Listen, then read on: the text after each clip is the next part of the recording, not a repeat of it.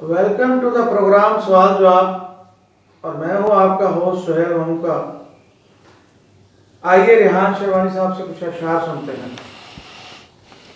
उदास होने को आज जी चाहता है, बर्बाद होने को आज जी चाहता है, कुछ छोड़ देने को आज जी चाहता है, तमन्नाओं से रुखसत हो जाने को आज जी चाहता है, गमों में डूब जाने को आज जी चाहता है कि अजब बस्तियां हों कि सोज में डूबी हुई और उन बस्तियों में आज डूब जाने को जी चाहता है।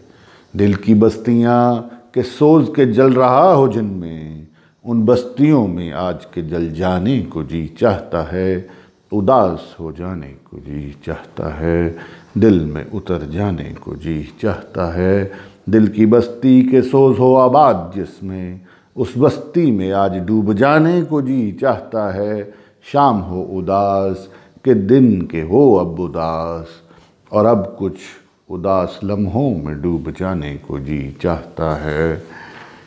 उदास होने को आज जी चाहता है, बर्बाद होने को आज जी चाहता है।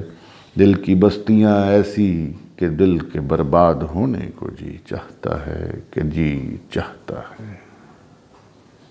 इसके साथ ही आज का प्रोग्राम ख़त्म करने के लिए आपके मेज़बान सुहेल ममूका को इजाज़त दें। अल्लाह हाफिज़।